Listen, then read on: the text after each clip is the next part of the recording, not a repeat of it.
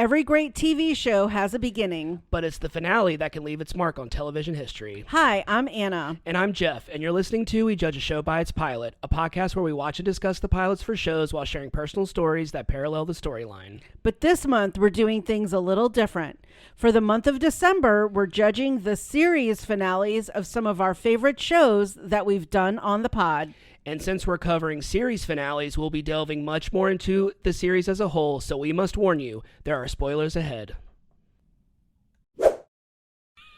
On the record, I am never mad at Anna. Oh my God.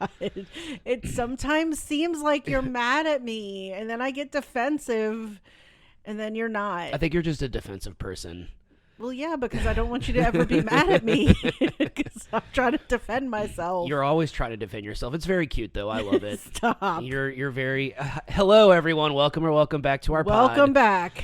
We we did what we do a lot before we started recording. We just started talking, and usually one of us will just stop and be like, okay, let's start recording because we're talking. Right. And I got a little sassy with you. And you did, see? And then I defended myself. But you always say that I'm mad at you, and I'm not mad at you.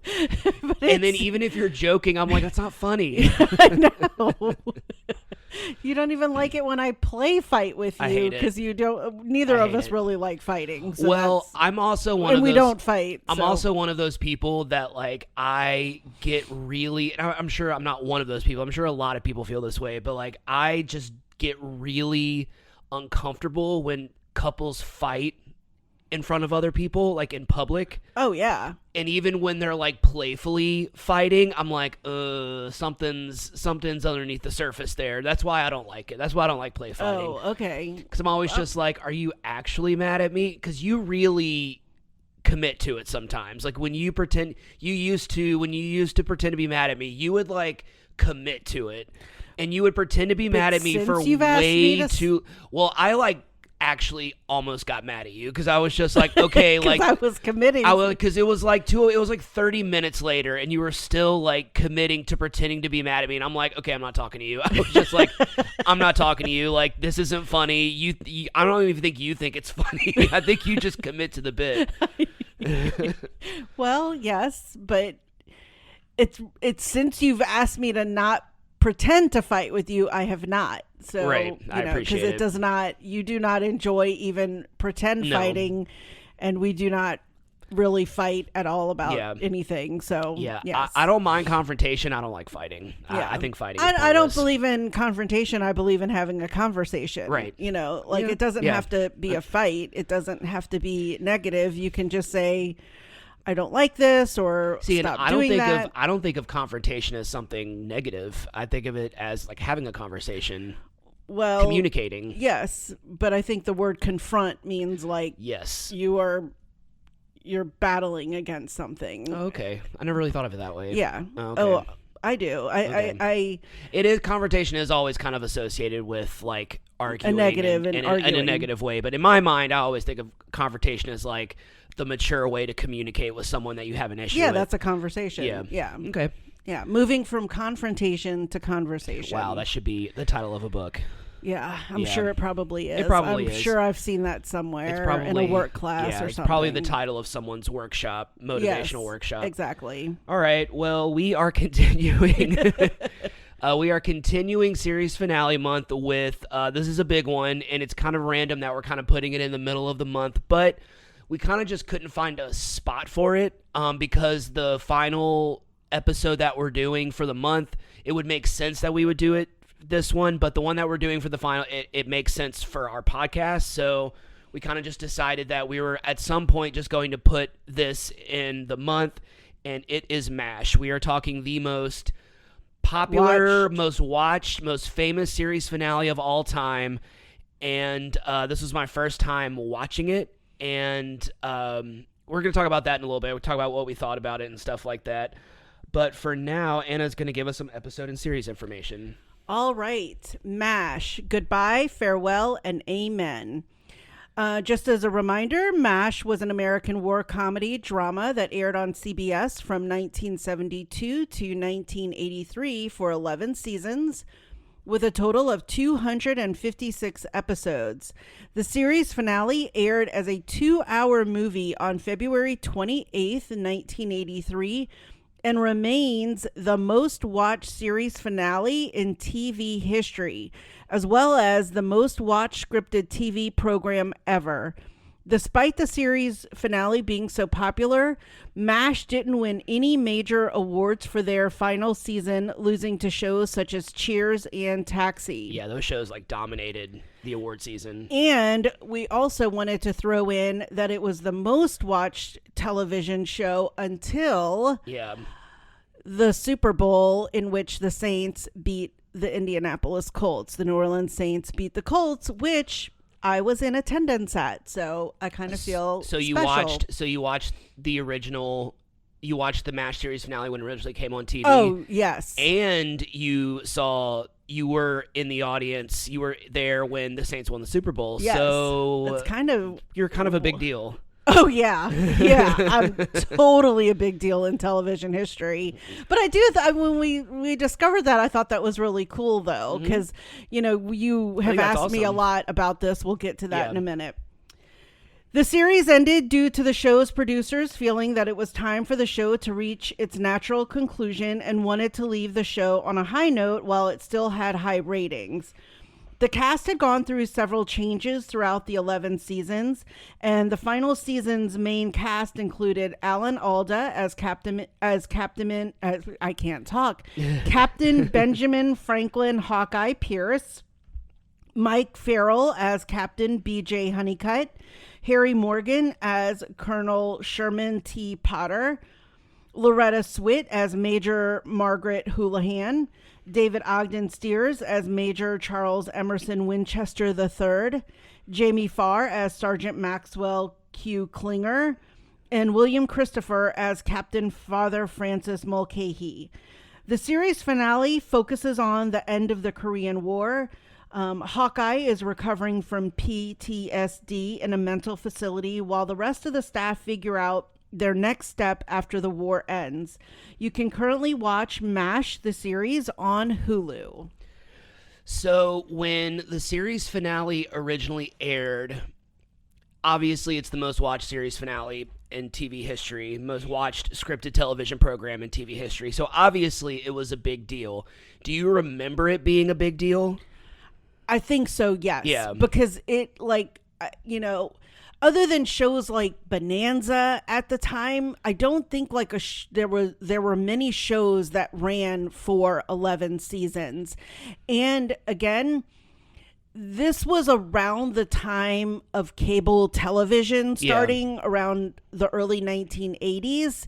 And so these were shows that you had been invested in because this was, again, a time when you just watched what was on the three major networks. Mm-hmm. And so MASH, if I'm totally correct, came on Monday evening. So it was definitely something we watched during the week. And so you knew that it was ending. And I don't remember knowing how we knew that it was ending because obviously there wasn't the internet and stuff back then. But I think there was just probably commercials or it was in the paper or TV guide, things like that, that you knew that the end was coming. And so, probably, television, promotions for it. So I totally remember that it was ending.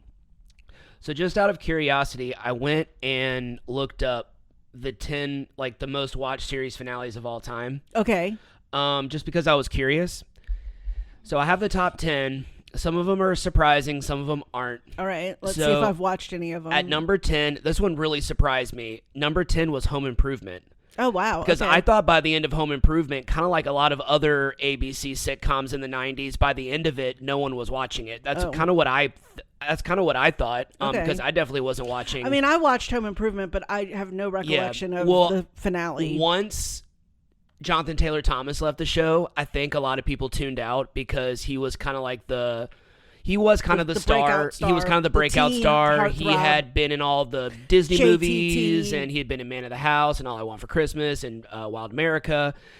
And and then it just focused on and then the youngest son became a goth kid or something like that. It was just really, I mean, yeah, it was trying to, reflect the 90s because that's what was going on at the time. But, like, yeah, it's just so random. That was 35.5 million people watched the series finale. Wow, Home Improvement.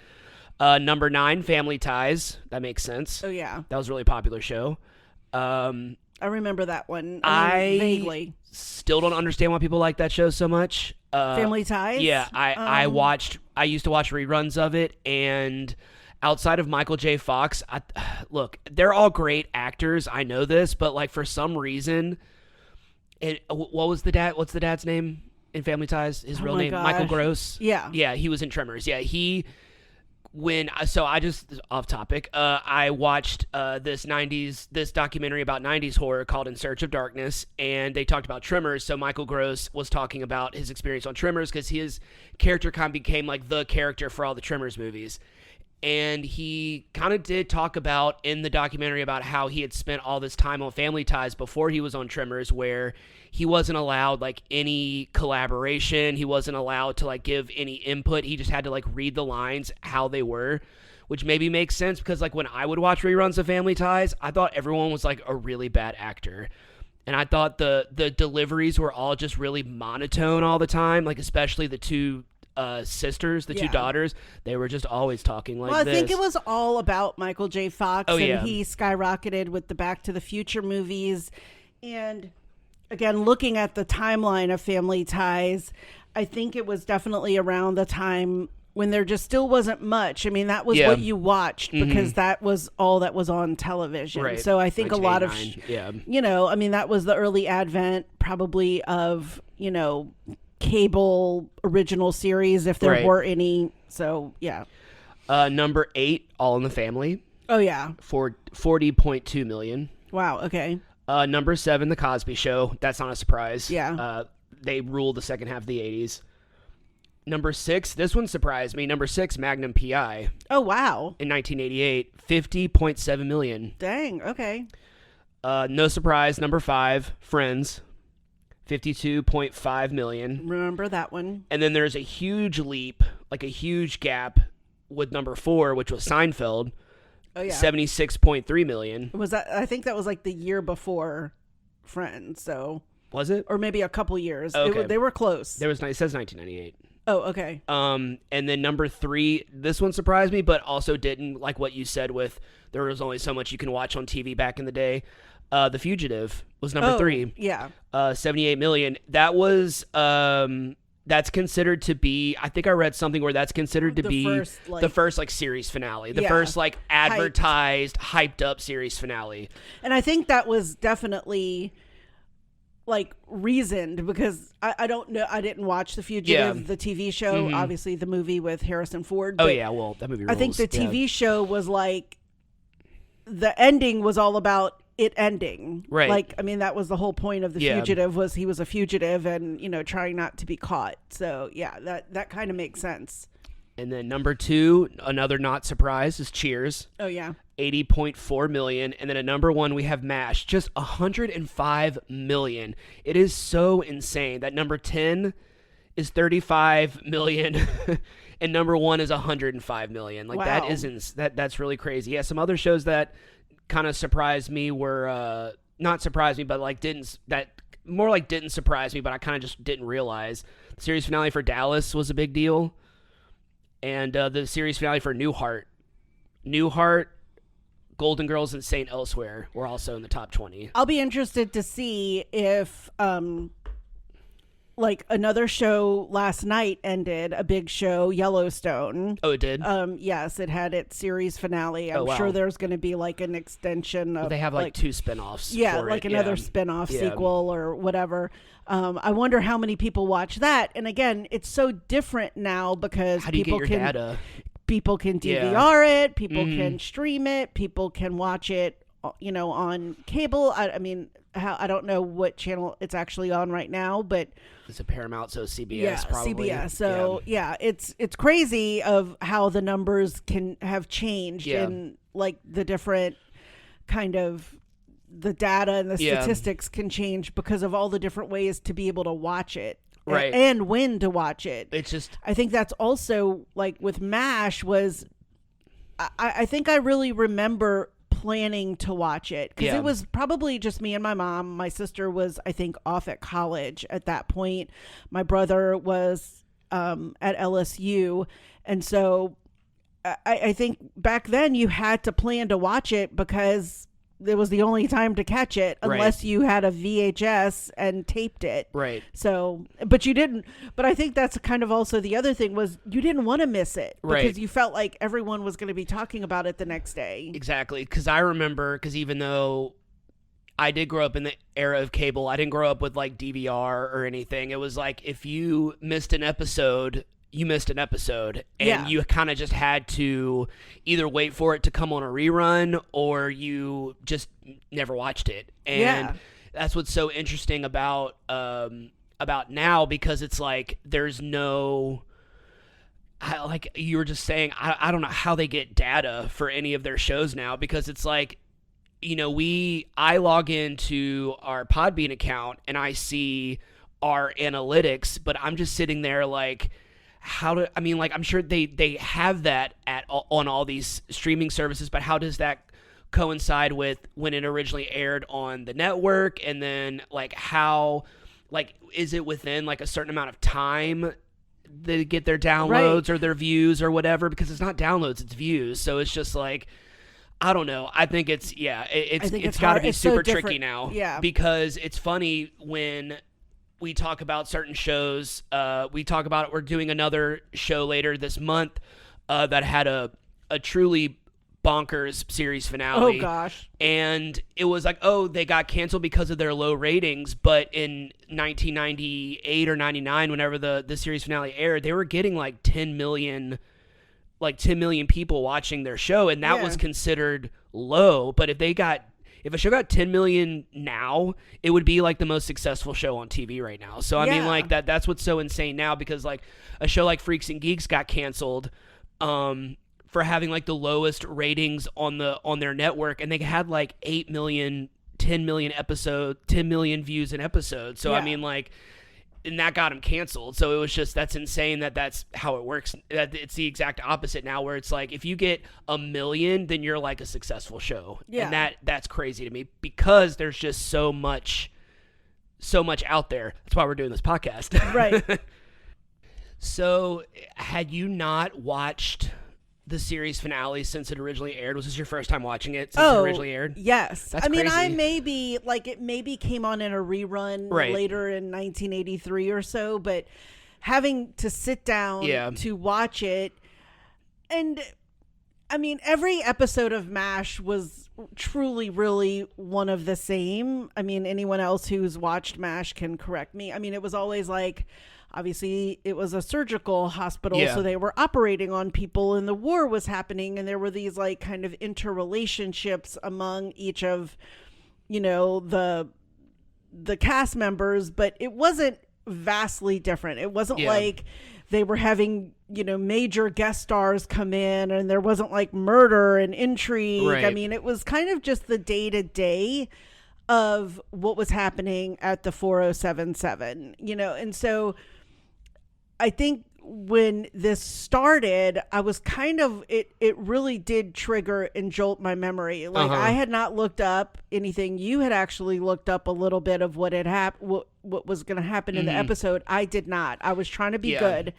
And I was like, it did trigger the memory of like, I know something bad's happened. Yeah. I knew something bad had happened, and I was like, I wasn't sure, and it started, and then I was like, oh yes, now I remember. And I had heard of this for such a long time, and I think I told you, I was like, oh, I know, I didn't even need to look it up, because I was like, I know what the twist is for this, because I had seen it on so many countdowns of like, you know, the top 10 most devastating moments in TV history or something like that, and it had been described to me, and I'm just like, I thought that was a comedy. Like I didn't, because I watched a little bit of MASH growing up on reruns, but I definitely always just saw like the comedic side of it. So it was really interesting to watch it now as like a movie without the laugh track, because it felt like the same. It felt like I was watching MASH, but like different. I don't know if it felt. Well, I think it kind of goes back to what I said in our original airing of the pilot pod of MASH was initially, I think this was just kind of giving people here at home, like, maybe something positive to think about, like what was happening to any family members or friends that were over in war. But deep down, you knew that terrible things were happening. Right. I mean, obviously war is a terrible thing. Right. So this kind of opened that up, because over the 11 seasons, I mean, there were hard times. I mean, there were cast members and characters that died, and there were tragedies and, you know, major events and things, but this one really delved into it. Oh yeah, I kind of have to show a lot of respect to the people who wrote this episode, and Alan Alda, who directed it. He was one of the writers. Yeah, they really I would say kind of ahead of their time a little bit with dealing with mental health and dealing with PTSD and kind of taking it seriously. And there are all these men that came home from Vietnam that were not the same and were kind of drafted into this war and then kind of cast aside by the government and wouldn't give them jobs after, you know, and sending them to war. I mean, and what was crazy about this was that the Korean War that MASH was right after World War II. Right. I mean, we're just talking like 5-6 years. And so, you know, a lot of these men had just come back. Right. I mean, you know, there was one of the characters that talked about, like, she had just finished and she re-enlisted and was doing this all over again. So, you know, there wasn't a lot of time for them to recover their mental health. And, you know, we're watching this series start during the Vietnam War. So, you know, we're watching all of these things, and so we're trying to learn.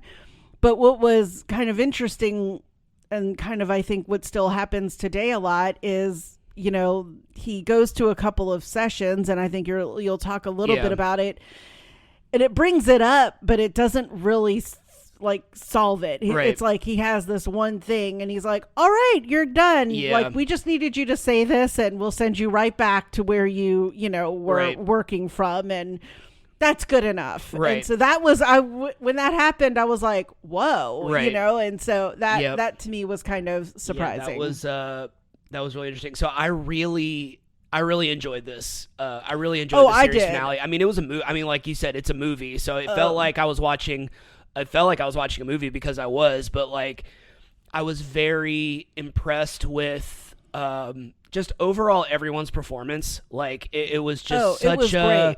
I mean, it's kind of like when you watch the Boy Meets World series finale. It's like you didn't really watch a lot of episodes, but it still like got to you. Oh, you and I were both tearing up at the end. Oh yeah, and with MASH, I was just kind of there were just some moments that were I could just tell were like this. Like the relationship between Winchester and Houlihan, like their whole dynamic throughout the series finale, and Hawkeye and Houlihan, like their whole thing, and then of course BJ and Hawkeye, which was really kind of got to me.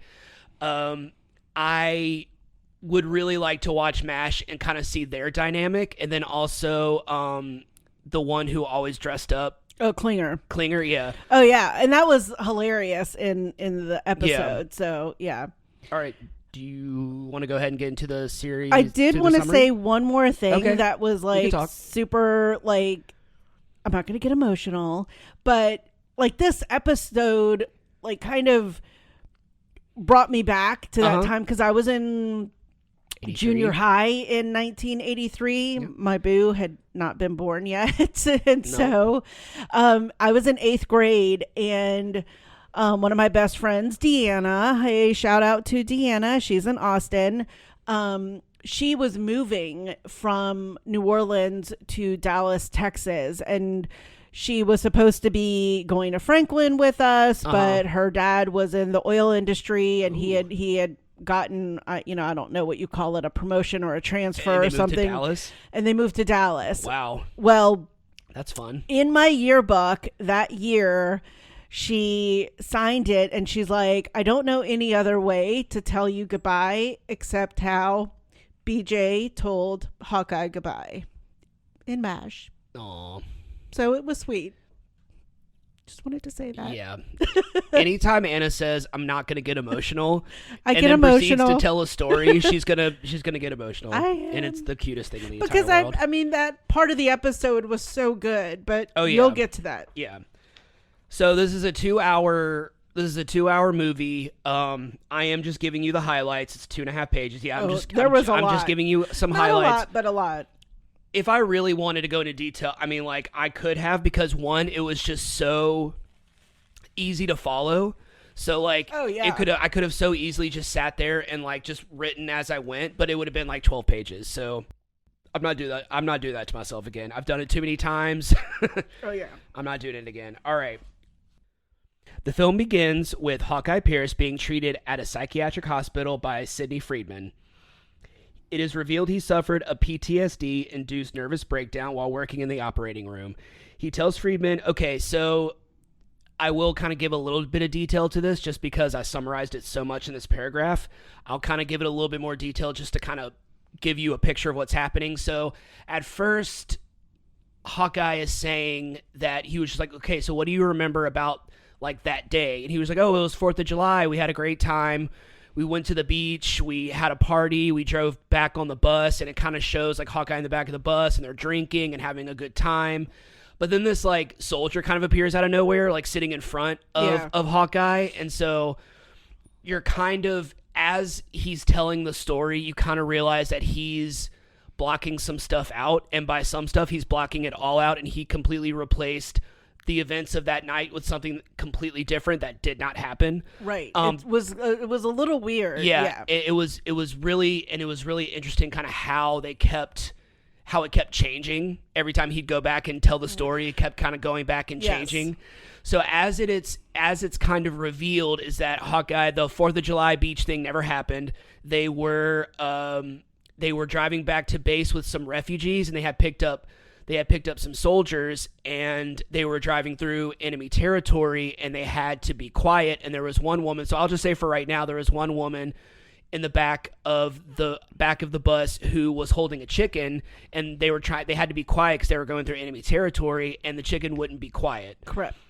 And so Hawkeye eventually remembers that in order for the refugee to keep the chicken quiet, she accidentally smothers it to death.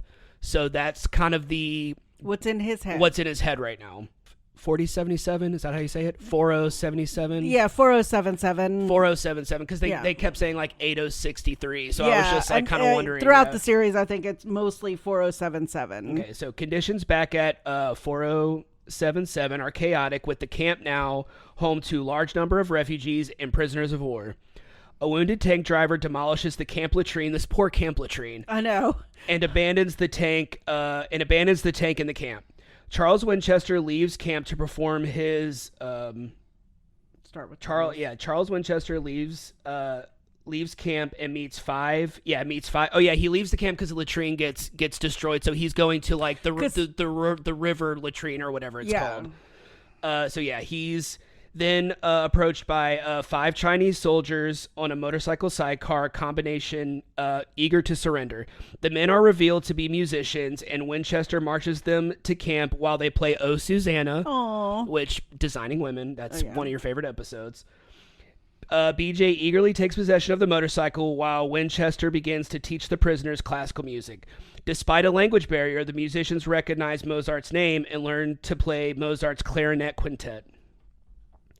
Margaret Houlihan and Winchester discuss their post-war careers. Houlihan is offered an Army administrative post, while Winchester is disappointed to find his absence from Boston has left a less talented colleague as the front-runner for a coveted chief surgeon spot. Winchester eventually receives a letter confirming his appointment to the position, but becomes angry after learning from Klinger that Margaret had intervened in the selection process by having a relative pull strings. Uncle Bob. Oh, yeah. My favorite storyline of the episode. I know. Klinger falls in love with a refugee named Soon Lee Han, who wants to return to the combat zone to find her missing parents. BJ Honeycutt receives repatriation orders and prepares to leave once Colonel Potter can get a replacement surgeon. The chaos in the camp is intensified by enemy mortar fire on the abandoned tank. Father Mulcahy loses his hearing while saving POWs under fire in the holding area. Oh no, it was that whole their whole secret, not secret, but their whole storyline was cute with BJ kind of like telling him how to react to stuff. Yeah, exactly. He swears BJ to secrecy about the nature of his injury, afraid the army will return him home, away from the local orphans he has tended throughout his time in Korea, because he kept referring to them as his children. That was really sweet. I know. Hawkeye's treatment progresses, and he eventually realizes that the woman on the bus had actually smothered her baby to prevent being heard by the enemy patrol, not a chicken, as Hawkeye had initially thought in a false memory. He breaks down at the realization and vents anger on Sydney for making him remember the true nature of the incident. Sydney explains it is necessary for his recovery and returns Hawkeye to duty. So just like you said, he had this breakthrough, and he finally realizes it, and you can kind of see him starting to like maybe get a little better, but then Sydney comes out and he's like, "Oh yeah, you're going back. They need a surgeon. Yeah. You come here to get as well as you can, and then we send you back. Like that's just how it works." That's insane. I mean, like that just blows my mind. BJ, meanwhile, is offered a chance to fly out in time for his daughter's birthday and leaves. Hawkeye returns to find BJ left without a farewell, as Trapper John had earlier in the series. When the mortar fire intensifies, Hawkeye impulsively drives the tank into a garbage truck to draw fire away from the camp, raising renewed concern about his mental health and prompting Sydney to return to check on him. A nearby forest fire causes the camp to relocate. A helicopter bringing BJ's replacement arrives, and it is revealed to be Honeycutt himself, who had made it to Guam before being sent back to Korea. He celebrates his daughter's birthday at a party for an orphan refugee. Hawkeye is unable to watch the party due to his experience and discusses his post-war future with Sydney, fearing he could no longer be around children without being reminded of his recent trauma. When Hawkeye finds he can operate on an injured young girl, Sydney leaves the 4077th with Hawkeye's thanks. Charles musicians leave camp as part of a prisoner exchange, playing Mozart Clarinet Quintet as they depart. The ceasefire is announced, ending hostilities in the war. The 4077 returns to its campsite with wounded soldiers continuing to arrive in the last hours of the war. Winchester is shocked to find the body. Oh, this was so sad. Oh my gosh. This is the part that got to me, because Winchester, I can already tell Winchester's that character that doesn't show a lot of emotions. And he's like, kind of that like ass hat. Right. He's like too snooty and too good for everyone. So Winchester is shocked to find the body of one of the musicians among the wounded. He had died en route to the camp, and the others had been killed outright. Dazed, Winchester returns to the swamp and tries to listen to the Mozart piece he had taught the musicians, but soon smashes the record in anger. That was so sad. Yeah, that part killed me. Oh yeah, that one was so sad. The camp personnel throw a final party and reveal their post-war plans. Klinger will soon marry Soon Lee, and ironically, given his attempts throughout the series to be sent home, will remain in Korea to help her search for her missing parents. I know. You kind of explained like that joke to me. It was really funny. By the series finale, he was dressing normally, so you were like, what? Yeah. And I said, oh, yeah, because he was trying to always, cross-dress to say that he was crazy, which is kind of the whole catch-22 is...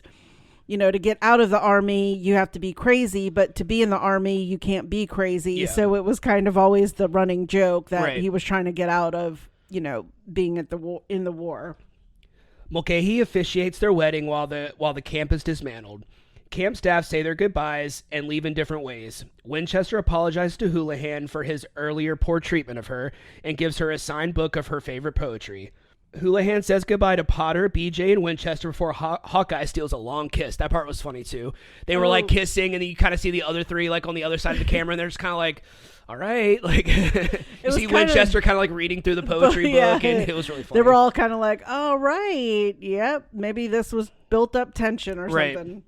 Winchester then leaves in a garbage truck, saying, what better way to leave a garbage dump, before departing. Potter takes a final ride on Sophie, the horse that was gifted to him earlier in the series, before donating her to the orphanage. That was really sweet, too. That was. Hawkeye and BJ give him a final parting gift, a heartfelt salute, which Potter tearfully returns. In the final scene of the series, BJ gives Hawkeye a ride to his chopper on the motorcycle. Just before the chopper takes off, BJ shouts that he left a note this time and rides away on his bike. Hawkeye doesn't understand until the helicopter gains altitude and he sees the word goodbye spelled out with rocks on the ground below. He smiles as the chopper carries him away. End of series. End of series, end of episodes. Yeah, this was like, I mean, I understand why this is so popular. I understand why people love the series finale so much because, I mean, it's a full-on feature film. I mean, like, and it was done so well. And it wrapped up everyone. Oh, yeah, definitely. Who was left in the cast with at least a storyline that you felt was worthy of them. They had all made their own decisions and their own fates of what they were going to do. So I thought that was really good. Yeah, and I think we definitely, even if we didn't grow up with it, we definitely take for granted now how easy it is to find people and how easy it is to contact people. But for a lot of these people, they were never going to see each other again. Right. I mean, that was kind of one of the running things that Hawkeye was upset was that BJ hadn't left him a note. Yeah. And he, they all kept saying that they would keep in touch and they would figure it out, like, how did you keep in touch? I mean, I guess really the only ways were telephone and letter writing, maybe telegrams, I guess, obviously in the 1950s war. So, I mean, that was one really big thing that they kept talking about was, I'm going to keep in touch.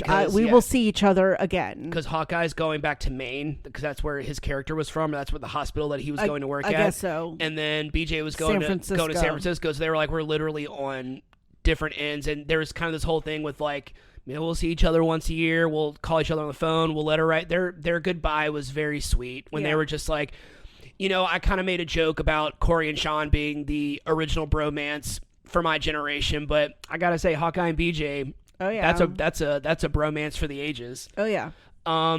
So I love this. I honestly, you can watch, even if you never watched MASH, you can watch the series finale. Like you can, because like I said, it's a full-on movie. It's on Hulu. I highly recommend it. It is 2 hours, but I'm going to say it went by really fast. I was going to say that too, because you had come home from work last night. We watched some other stuff on YouTube and I was like, all right, we got to watch it. And you were like, are you ready? And I was like, yes, I'm going to try to stay up. Yeah. And I don't even think I asked you until like literally about 10 minutes left. I was like, how much longer do we have? I felt like it went by really quickly. So especially like the first half went by really fast. Cause I remember looking to see, I was like, what? Cause I didn't see what time we started watching it. So I was like, I know it's like exactly 2 hours long. And I didn't see like when we started watching. So I was like, at some point I'm like, how long are we were over an hour into it. And I was just like, oh my God. I was just like, this is just flown by. It was so good. It definitely, even though it's 256 episodes, it really kind of made me wanted to go and watch some episodes of MASH. Oh yeah. Just to see. Now I kind of want to know everything about Klinger. Oh yeah, you got to watch some of his episodes and some of like the banger episodes of, it was some of the unhappy things, but then some of the good things. It was really funny at the end when I don't know who handed Klinger a photo of him dressed as a woman. He's like, "Can you sign this for me?" Yeah, he had like the crinolines, the like Southern Belle dress on or something like that. I was like, oh, I need to watch some of these episodes. Oh, it was crazy. Just always trying to get out. That's really funny. All right, you think about wraps up this one? This was a really good episode. This was a really good. I'm very surprised by how much I enjoyed it. Definitely. It brought back memories for me. And I love that because that's what a lot of the series finales this month has really brought back a lot of memories for both of us, and it's just been really. It's been an emotional month watching all these endings. All these endings. Yeah, I didn't anticipate that truly. Like bringing back all these emotions that we kind of maybe forgot about when we originally watched them. Even if it's a series finale that we have since watched, I feel like doing it now for this podcast is invoking all of these emotions, and it's just been. We always say this podcast is lethargic, is cathartic. It makes us tired. No. This podcast makes me sleepy. No, it's been very cathartic, but there's also been this kind of like additional catharticism with watching these series finales and bringing us back to that time. And, definitely, it's less of us just watching it, and it's more of us talking about the memories that we have. It's like mine of my friend Deanna. Right. Like that. I mean, I just remember her leaving and kind of like in 1950, I mean, the only way we had to talk to each other was through letter writing and on the phone long distance if our parents let us. Right. You know, there wasn't email, there wasn't the internet or chats and texting. Right. So, I mean, that kind of hit me in the sense of like I was, you know, my best friend was leaving town and, you know, what was I going to do without her? So kind of brought that back. My boo. I know. All right. That about wraps up this episode. Thanks for tuning in. If you haven't already, go ahead and follow us on whichever platform you're listening to this podcast on. That way you'll be notified every time we publish a new episode. You can also follow us on Instagram at We Judge Pilot Pod. We're also on Facebook. Leave us a comment, suggest a show for us to watch, or leave some emojis in the comments. What you got? I've got a few. So some of the MASH finale emojis. I have the doctors and the nurses, any of the military emoji people, the U.S. flag, the Korean flag, the helicopter, the motorcycle, the bride or the groom. I don't know if there's a tank emoji. I think there might be. The toilet emoji, the heart emoji, music, the ear for Father Mulcahy losing his hearing, the horse emoji, the fire emoji, the book emoji, birthday, and the rock emoji. Aw. All right. Well, I think that about wraps it up. We're going to head out, but we'll talk to you soon. Thanks for listening.